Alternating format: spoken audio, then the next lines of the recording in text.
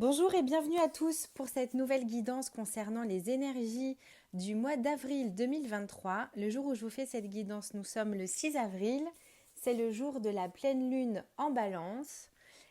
Et j'espère que vous avez passé un très bon mois de mars. Alors je ne sais pas, n'hésitez pas à me dire en commentaire comment était votre mois de mars, si ça correspondait aux énergies précédentes. Si votre mois de mars a été intense, dense, si les choses se sont passées rapidement, si vous avez été freiné, si vous avez aimé ce mois de mars, n'hésitez pas à me mettre ça en commentaire. Pour les énergies du mois d'avril, j'ai utilisé le tarot de Django de la collection Soul Shadow aux éditions Grimaud. J'ai fait un tirage en 5 cartes comme d'habitude. Bien sûr, vous faites preuve de discernement. C'est un tirage général. Ça ne parlera peut-être pas à tout le monde. Donc, prenez ce qui vous parle et mettez le reste de côté. Si vous voulez une guidance personnalisée, vous me contactez en message privé ou par mail à contact@alexandracollinet.fr. Et je vous souhaite une très belle écoute pour cette guidance des énergies du mois d'avril 2023. Pour entrer dans ce mois d'avril qui a déjà été un petit peu entamé depuis quelques jours, nous avons le 6 de coupe qui est là.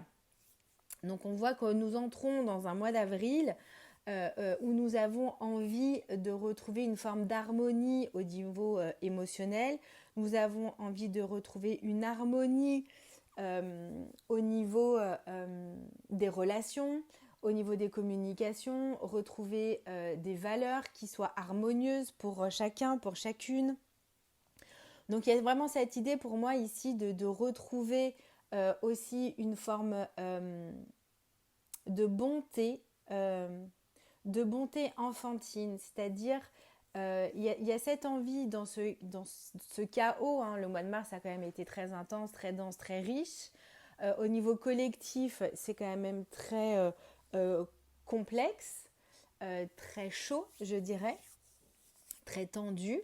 Et de pouvoir retrouver cette bonté enfantine, c'est-à-dire que les enfants par nature sont quand même, quand vous les voyez, par nature, les enfants sont gentils, c'est-à-dire que si vous faites tomber quelque chose, un enfant le ramassera et vous le rapportera pour vous aider. Il y a vraiment ici pour moi, en ce début du mois d'avril, une envie de retrouver de la bonté, une envie de retrouver de la douceur, une forme d'harmonie, encore une fois, d'équilibre, etc. Dans ce 6 de coupe, il y a aussi parfois, dans les leçons de vie que l'on peut recevoir, que l'on peut expérimenter, cette idée de quand parfois un événement arrive, on ne sait pas qui fait cadeau de quoi à l'autre.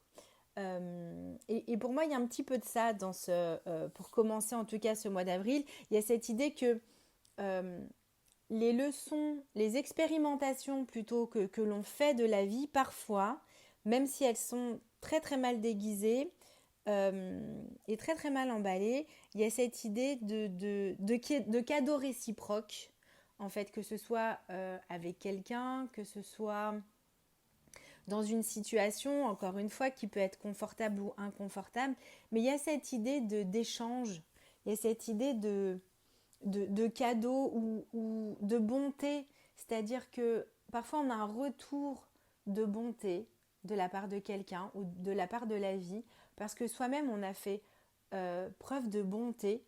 Quand je dis de bonté, c'est vraiment un acte complètement désintéressé. Et pour moi, dans ce 6 de coupe ici, dans ce début du mois d'avril, il y a quelque chose de cet ordre-là. Euh, Avec encore une fois une recherche d'harmonie, d'équilibre au niveau du cœur, au niveau des émotions, donc au niveau émotionnel, si vous vous sentez chamboulé, chahuté, etc. Il y a différentes façons de pouvoir exprimer vos émotions, de pouvoir les sortir de vous afin de ne pas les empiler sous des couches, sous des couches, sous des couches et de faire la cocotte minute comme on dit. Donc, ce qui va nous aider au niveau de ce mois d'avril, c'est encore un 6. Donc, on retrouve vraiment cette envie d'équilibre et d'harmonie. C'est le 6 d'épée cette fois. Les épées ici, on est beaucoup plus au niveau du mental, on est beaucoup plus au niveau du verbe, au niveau de la communication, au niveau de l'esprit. Et ce 6 d'épée vient nous indiquer qu'il y a un changement, qu'il y a une transition, qu'il y a un passage qui est en train de se faire. Ça peut être des croyances qui sont en train de changer, des prises de conscience qui nous emmènent vers un autre endroit. Il y a vraiment cette idée de quitter un endroit troublé, des eaux troublées, que ce soit, donc là on est quand même plus au niveau de la tête et des pensées, des croyances. Potentiellement, il y a peut-être des vérités qu'on pensait absolues, et on va s'apercevoir au fil du temps avec certains événements et au cours de notre vie, et particulièrement peut-être en ce moment, comme des révélations, comme des eureka, comme des épiphanies, comme des prises de conscience, comme vraiment des moments, mais comment est-ce que j'ai pu penser ça avant? Et qui vont nous emmener vers un autre chemin, une autre façon de penser qui va donc nous emmener à d'autres attitudes, d'autres émotions, d'autres comportements et d'autres résultats. Et donc pour moi, il y a vraiment quelque chose de cet ordre-là qui est là. Peut-être que c'est aidé aussi par ce 6 de coupe. En tout cas, avec ce 6 d'épée qui vient nous soutenir pendant tout ce mois, il y a vraiment une forme de changement, de transition qui est là, qui nous soutient. Alors peut-être dans notre façon de penser le monde, dans notre façon de relationner avec la nature, avec les gens, d'être plus apaisé dans nos relations, d'être moins dans le conflit, moins dans la réactivité et plus dans la réflexion. Et dans comment je décide d'agir aujourd'hui face à ce qui est en face de moi. Il y a vraiment quelque chose qui pour moi, est beaucoup plus apaisé. Et en tout cas, l'apaisement, c'est vraiment ce qui va nous aider. Ça ne veut pas dire qu'on sera tout de suite sur l'autre rive et qu'on sera au pays des bisounours, pas du tout. Mais nous avons quand même, malgré tout, le choix de la façon dont nous réagissons aux événements, la façon dont nous raisonnons avec les événements, quels qu'ils soient. Et en face, on a un empereur. C'est la seule arcane majeure et c'est celle qui est en frein. Donc pour moi, il y a aussi en frein une forme de structure, peut-être une forme de rigidité qui est là, peut-être une forme d'autorité qui est là et qui peut venir un petit peu nous entraver, nous scléroser, nous mettre des bâtons dans les roues. Et peut-être même avec une façon très autoritaire, vouloir venir un petit peu nous chatouiller, nous titiller pour voir au niveau de nos propres pensées, de nos propres valeurs. Il y a quelque chose qui pour moi qui est aussi de l'ordre des valeurs. Comment nous nous positionnons de façon générale dans notre quotidien et peut-être de façon plus collective aussi par rapport à nos valeurs. Est-ce que mes valeurs changent parce que une autorité va me dire que ça c'est bien ou que ça ne l'est pas. Est-ce que mes valeurs changent quand quelqu'un, le voisin va me dire bah, ça c'est bien, ça c'est pas bien, etc. À quel endroit, pour moi il y a vraiment cette question de à quel niveau vous mettez la figure d'autorité.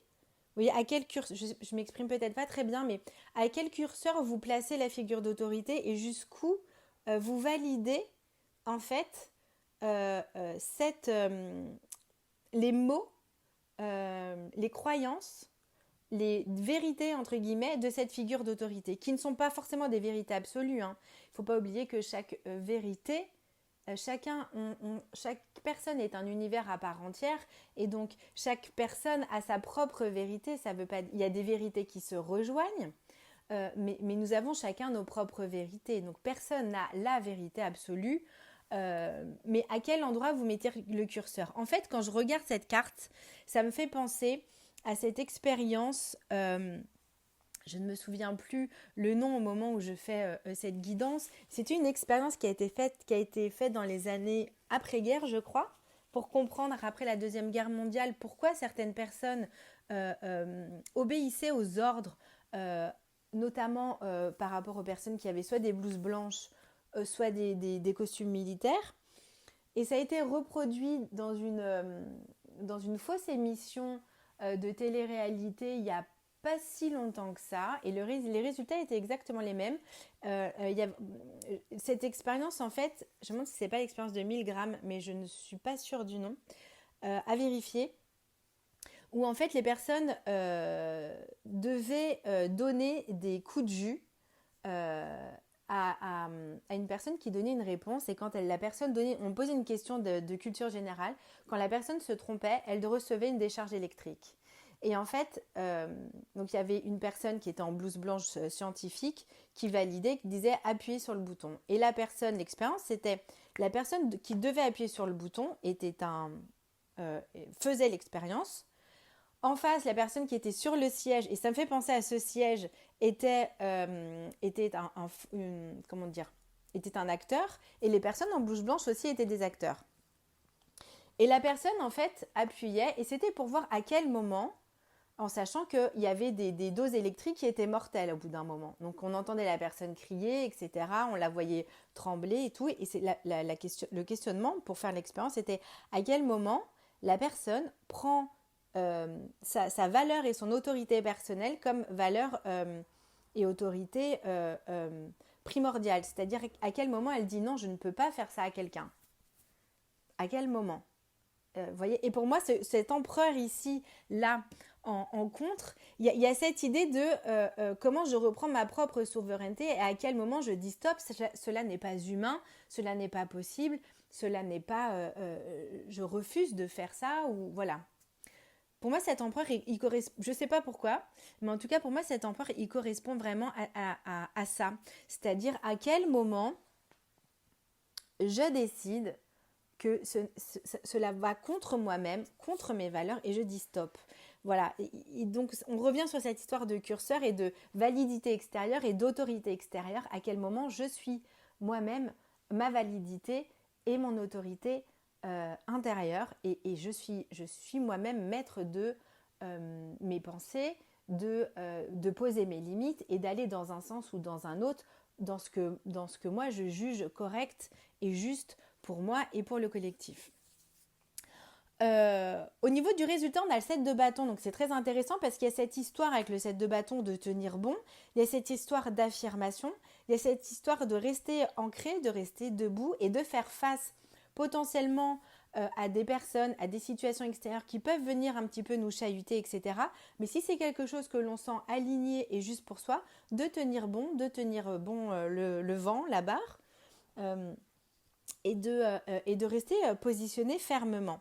Et au centre, nous avons cette reine d'épée au niveau de la synthèse qui vient nous parler de discernement, de clairvoyance, de reprendre notre capacité de penser, de reprendre notre capacité d'analyse et de voir plus loin que le doigt qui montre la lune et de reprendre vraiment en main notre souveraineté de pensée, notre compréhension des choses, de nous refaire nos propres compréhensions, nos propres analyses et pour pouvoir ensuite discerner le juste de l'injuste pour nous et de dire ok, ça c'est ok pour moi et ça ce n'est pas ok pour moi, et ce n'est pas parce que Pierre, Paul, Jacques dit que ça c'est super, si moi ça je le sens pas, je n'y vais pas. Il y a vraiment cette idée là, je trouve très forte dans ce tirage, de retrouver pour ce mois d'avril notre souveraineté de pensée, notre capacité critique, notre capacité d'analyse, notre sens critique, et de dire ok, ça en fait c'est pas juste pour moi, ça ne correspond pas à mes valeurs, et si ça ne te plaît pas, ce n'est pas grave, tout le monde n'a pas besoin d'être d'accord avec tout le monde. Néanmoins, il y a quelque chose pour moi de l'ordre de se réapproprier vraiment sa capacité de penser au niveau mental, mais de le tenir aussi dans les actions, de faire face à une figure d'autorité quelle qu'elle soit si jamais il y a quelque chose qui ne nous semble pas juste, tout en étant dans cette recherche d'harmonie, de vivre de façon la plus harmonieuse avec les autres, avec ses valeurs, avec notre environnement, ce qui est important pour nous, etc. etc. Voilà pour cette guidance du mois d'avril, j'espère que ça vous parlera. N'hésitez pas à mettre les commentaires en dessous de la vidéo. Je vous souhaite un très beau mois d'avril et je vous dis à très bientôt. À bientôt, au revoir.